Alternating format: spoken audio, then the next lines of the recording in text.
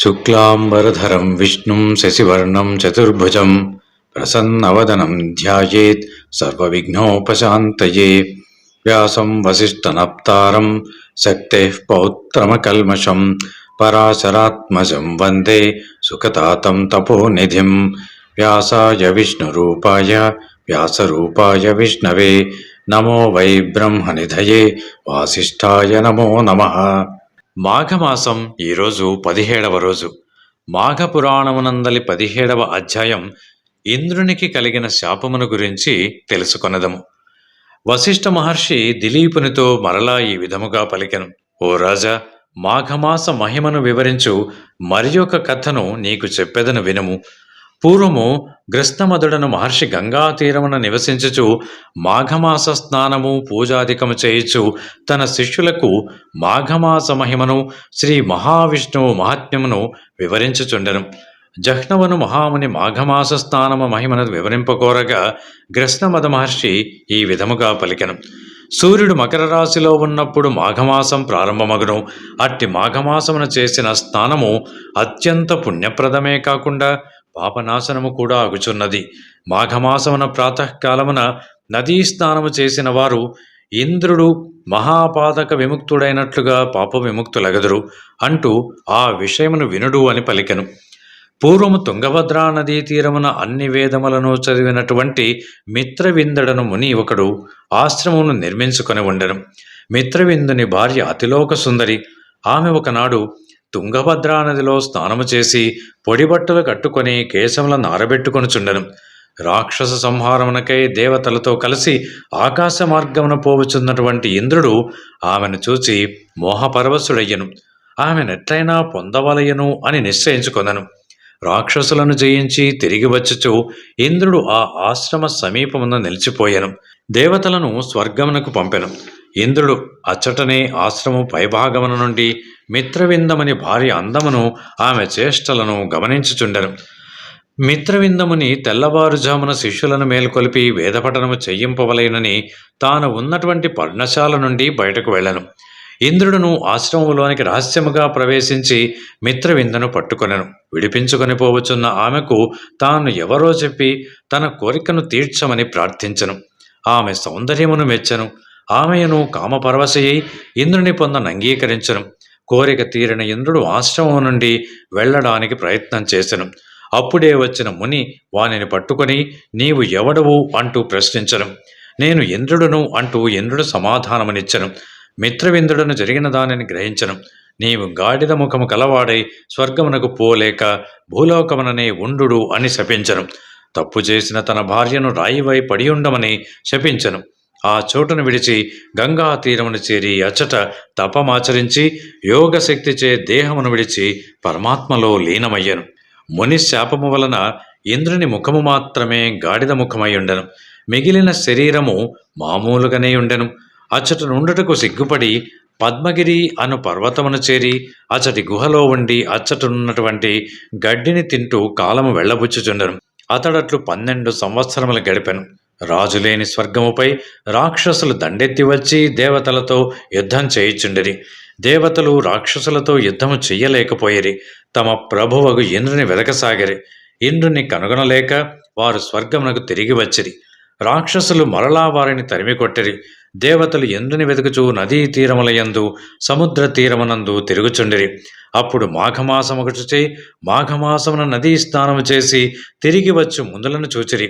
మాఘమాస మహిమను ముచ్చటించుకొనుచున్నటువంటి ముదలకు నమస్కరించి మీరు చేయు వ్రతమేమి, దాని వలన వచ్చు ఫలమేమి అంటూ ప్రశ్నించరి. అందుకు మునులు వారికి ఈ విధముగా తెలిపిరి. ఓ దేవతలారా వినుడు.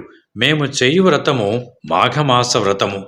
సూర్యుడు మకర రాశి యందు ఉండగా ప్రాతకాలమున నదీ స్నానము గాని లేదా తటాకమునందు స్నానం చేయుట, శ్రీ మహావిష్ణు పూజ, పురాణ పఠనము, యథాశక్తి దానము, దీనివలన దుర్లభమైన మోక్షము కూడా అత్యంత సులభమగును. ఈ మాఘమాసమున చేసినటువంటి మాధవ స్మరణ సర్వ పాపములను నశింపజేయును. మాఘమాస స్నాన పూజ మున్నగునవి చేయువారి ఎంతో అదృష్టమును. మాఘశుద్ధ చతుర్దశి యందు గోదానము, వృషోత్సర్జనము, తిలదానము, అపురూపదానము, పాయసదానము వస్త్ర కంబళదానము, విష్ణులోక ప్రాప్తిని కలిగించును. శ్రీ మహావిష్ణువు దయవలన సర్వలోకములు శుభములయ్యుండును అనుచు మునులు దేవతలకు మాఘమాస మహిమను వివరించిరి. దేవతలను దివ్య మునుల మాటలు విని మాఘమాస స్నానమును సముద్రమును చేసి శ్రీ మహావిష్ణువును అర్చించిరి. వారికి శ్రీ మహావిష్ణువు సాక్షాత్కరించను. మొట్టమొదట జగద్గురువాగు శ్రీ మహావిష్ణువు మృదుమైన శరీరము, చతుర్భుజములు కలిగి ఉండను. శంఖచక్ర గదా పద్మములను 4 చేతుల యందు పట్టెను. పచ్చని వస్త్రమును ధరించి కిరీటముతో మరింత మనోహరముగా నుండెను. కంకణములు, హారములు, వైజయంతిమాల మున్నగు అలంకారములను కూడా ధరించి గంభీర మనోహర రూపముతో నుండెను. ఇట్లు సాక్షాత్కరించిన శ్రీ మహావిష్ణువును దేవతలు స్తుతించిరి. స్వామి, నీవు జగములకే గురువువు, వేదవైద్యుడవు. నీ అనుగ్రహము లేనిదే ఎవరను నిన్నెంతటి వారనైనను ఎరుగజాలరు. చతుర్ముఖముల కల బ్రహ్మ, వ్యాస మహర్షి నీ పాదముల మహిమను స్తుతించి కృతార్థులైరి. అట్టి నీకు మా నమస్కారములు స్వామి. నీవు ఆనంద సముద్రమును పెంపొందించు చంద్రుడవు. నీకు నచ్చిన ఉత్తమములైన వారికి స్వర్గమును మోక్షమును అనుగ్రహింతువు. సమస్తమును నీచే వ్యాప్తమై ఉన్నది. నీవు సచ్చిద్రూపుడవు, సత్యవాక్కువు స్వామి. ఇట్టి నీకు నమస్కారములు తెలియజేయుచున్నాను. నీవు త్రిమూర్తి స్వరూపుడవై సృష్టి స్థితి లయములను నిర్వహించుచున్నావు.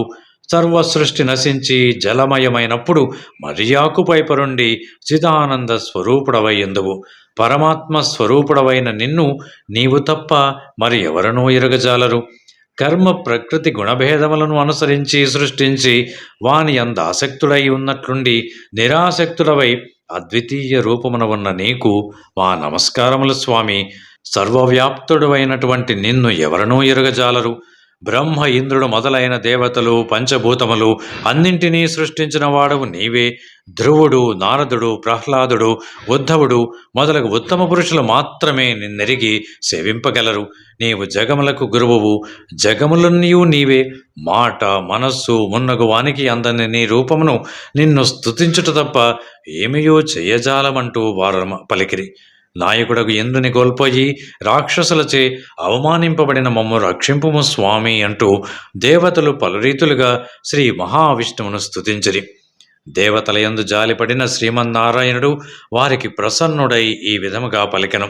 ఓ దేవతలారా, ఇంద్రుడు ముని శాపముచే దివ్య శక్తులను కోల్పోయి గాడిద ముఖము గలవాడై పద్మగిరి గుహలలో సిగ్గుపడి దాగి ఉన్నాడు. అతడు ముని భార్యను మోహించి ఆమెను అనుభవించి దోషము చేసి ముని శాపగ్రస్తుడయ్యను. పద్మగిరి గోకర్ణ సమీపమున ఉన్నది. పరమ పవిత్రమైన మాఘమాసమున అర్ధోదయ పుణ్యకాలమున గర్ధవ ముఖుడైన ఇంద్రునిచే నదీ స్నానమును చెయ్యింపుడు. అందువలన ఇంద్రుడు గాడిద ముఖమును విడిచి మంచి ముఖము కలవాడై పూర్వము వలె దివ్య శక్తులను పొంది మిమ్ములను రక్షింపగలడు. కావున మీరు వానిచే మాఘమాస అర్ధోదయ పుణ్యకాలమున నదీ స్నానము చెయ్యింపుడు అని పలికెను. దేవతలను శ్రీ మహావిష్ణువు మాటలను విని విస్మితులైరి. స్వామి, మునిశాప పీడితుడైనటువంటి ఇంద్రుడు కేవలం మాఘస్నానముచే స్వస్థుడగున విచిత్రముగా ఉన్నది అని పలికెరు. అప్పుడు శ్రీమన్నారాయణుడు, దేవతలారా, మాఘమాస స్నాన మహిమను మీరు ఎరుగకపోవటచే ఈ విధముగా పలుకుచుంటిరి. నేను చెప్పినట్లు చేసినచో ఇంద్రుడు యథాపూర్వ రూపమును పొందుటలో ఆశ్చర్యము, సందేహములు అక్కర్లేదు. పూర్వము విశ్వామిత్ర మహర్షియు ఇంద్రుని వలె పాపమును చేసి కపిముఖుడై మాఘస్నానము చేసి పూర్వ స్థితి పొందిన సంగతిని గుర్తు చేశాను. ఆ మాటలకు దేవతలు మరింత ఆశ్చర్యపడిరి. ఆ వృత్తాంతమును చెప్పుము అంటూ శ్రీమన్నారాయణుడిని కోరిరి. అప్పుడు విష్ణువు ఈ విధముగా పలికను. వినుడు. పూర్వము విశ్వామిత్ర మహర్షి భూప్రదక్షిణము చేయుచు గంగా తీరమునకు వచ్చెను. మాఘమాస కాలమగుటచే గంధర్వులు, విద్యాధరులు మున్నగు దేవజాతుల వారును తమ తమ భార్యలతో కలిసి గంగా స్నానము చేయవచ్చిరి. అట్లు వచ్చిన వారిలో గంధర్వ దంపతులను కలరు. భర్తయగు గంధర్వుడు మాఘమాసమున నదీ స్నానము చేయుచు భార్యను కూడా నదీ స్నానము చేయుటకు రమ్మని పిలిచెను. భర్తతో భూలోకమునకు వచ్చి గంగా తీరమును చేరిన ఆమె, ఈ చలిలో నాకీ చన్నీటి స్నానము బాధాకరము, నేను స్నానము చెయ్యజాలను, మీకు శక్తి ఇష్టము ఉన్నచో మీరు చెయ్యుడు అంటూ గంగా స్నానమును నిరాకరించెను. గంధర్వుడు ఎంత చెప్పినను అతని భార్య భర్త మాట వినలేదు, స్నానమూ చెయ్యలేదు. గంధర్వుడు మిగిలిన వారితో కలిసి స్నానము చేసెను. గంధర్వుని భార్య మాఘమాస స్నానమును దూషించి నిరాకరించుటచే ఆమె దివ్య శక్తులన్నీ కోల్పోయెను. స్నానము చేసి తిరిగి వచ్చి తమ లోకమునకు తిరిగి వెళ్ళు సందడిలో గంధర్వుని భార్యని మిగిలిన వారు గమనించలేదు. దివ్య శక్తులతో గంధర్వాదులు తమ లోకములకు వెళ్ళిరి. గంధర్వుని భార్య గంగా తీరమున దివ్య శక్తులన్నీ కోల్పోయి అసహాయురాలై తిరుగుచుండెను. భూప్రదక్షిణము చేయుచు గంగా తీరమును చేరినటువంటి విశ్వామిత్రుడు ఆ గంధర్వకాంతను చూచి మోహపరవశుడై బలత్కారముగా ఆమెను అనుభవించెను. దివ్య శక్తులను కోల్పోయి నిస్సహాయురాలైన ఆమెను ఏమయూ చెయ్యలేని స్థితిలో నుండెను. ఆమెను బలవంతముగా అనుభవించిన తర్వాత విశ్వామిత్రుడును పశ్చాత్తాపం పొందెను. కానీ పనిచేసి పశ్చాత్తాపం చెందినచో ఏమగును? తప్పు చేయకముందు ఉండవలసిన జ్ఞానము తప్పు చేసిన తర్వాత వచ్చినచో ఏమి ప్రయోజనము ఉండను చెప్పు? తన వారితో కలిసి తన లోకమునకు పోవచున్నటువంటి గంధర్వుడు తన భార్య తమతో వచ్చుట లేదని గమనించి వెనుదిరిగి భూలోకమునకు వచ్చెను. అచ్చట ఉన్నటువంటి తన భార్యని విశ్వామిత్రుడిని చూచి జరిగిన దానిని తెలుసుకొనెను. మహర్షివయుండి కపి వికారమును చిత్త చాంచల్యము పొందితివి కదా, కావున నీవు కోతిముఖము కలవాడవగము, వధ్యమాంజమునందుము అంటూ విశ్వామిత్ర మహర్షిని శపించెను.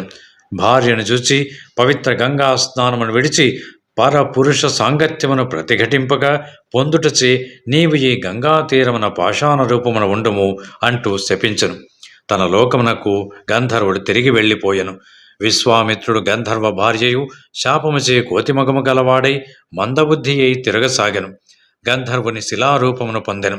ఇట్లు కొంతకాలము గడిచిన తర్వాత త్రిలోక సంచారియకు నారద మహర్షి అచ్చటకు వచ్చి విశ్వామిత్రుని దురవస్థను చూచెను. అంతటి మహర్షి ఇట్లయ్యనేమి అంటూ ఆశ్చర్యపడెను. దివ్య దృష్టిచే జరిగిన దానిని తెలుసుకొనెను. అయ్యో, ఈ విశ్వామిత్రుడు ఎంత గొప్పవాడు! మునులందరూ ఇతని దీక్షను ప్రశంసింతురు. ఇంతటి విశ్వామిత్రుడే మన్మథని వికారమును అణుచుకోలేకపోయినప్పుడు మరి మన్మథ వికారమును నిగ్రహించుకొనగలవాడెవడును అంటూ పలురీతులా విచారించును. విశ్వామిత్రునిపై జాలిపడెను. విశ్వామిత్రుని శాప నివృత్తికి స్వస్థతకును సంకల్పము చేసి నారదుడు విశ్వామిత్రుని కొరకు వాని పేరున మాఘమాస స్నానమును పూజాధికమును నియమ నిష్ఠలతో నిర్వర్తించెను. ఓ దేవతలారా, నారదుని వ్రతానుష్ఠానముచే నేనును సంతుష్టుడనైతిని. నా అనుగ్రహమున విశ్వామిత్రుడు శాప విముక్తుడయ్యను. మునుపటి కంటే మరింత బాగుండెను. స్వస్థుడైన విశ్వామిత్రుడు శాప విముక్తి నొంది నారదునకు కృతజ్ఞతలు తెలిపెను. పిమ్మట వారు ఇరువును అత్యంత నియమనిష్టలతో పవిత్ర గంగా స్నానమును ఆచరించిరి. తమ కమండలంలో ఉన్నటువంటి పవిత్ర జలమును పాషాణముపై జల్లిరి. పాషాణ రూపమును విడిచి గంధర్వకాంత పూర్వ రూపమును పొందెను. పోయిన దివ్యశక్తులన్నీ కూడా పొందెను. గంధర్వశ్రీ భక్తితో గంగా స్నానమును దివ్యశక్తులను పొంది తర్వాత తన లోకమునకు తిరిగి వెళ్ళెను. దేవతలారా, మాఘమాస స్నాన మహిమ మాటలకు అందదు, చాలా గొప్పది. కావున మీరు గాడిద ముఖము కలిగి సిగ్గుపడి పద్మగిరిలో ఉన్నటువంటి ఇంద్రునిచే ఈ మాఘమాస స్నానమును చేయింపుడు, అప్పుడు తనకి శాప విముక్తి కలుగును అంటూ శ్రీమన్నారాయణుడు దేవతలకు ఇంద్రుని శాప విముక్తికి ఒక ఉపాయమును సూచించి అచ్చట నుంచి అంతర్ధానమయ్యను. 17వ అధ్యాయం సంపూర్ణం. Thanks for watching. Please comment, like, share and subscribe our channel.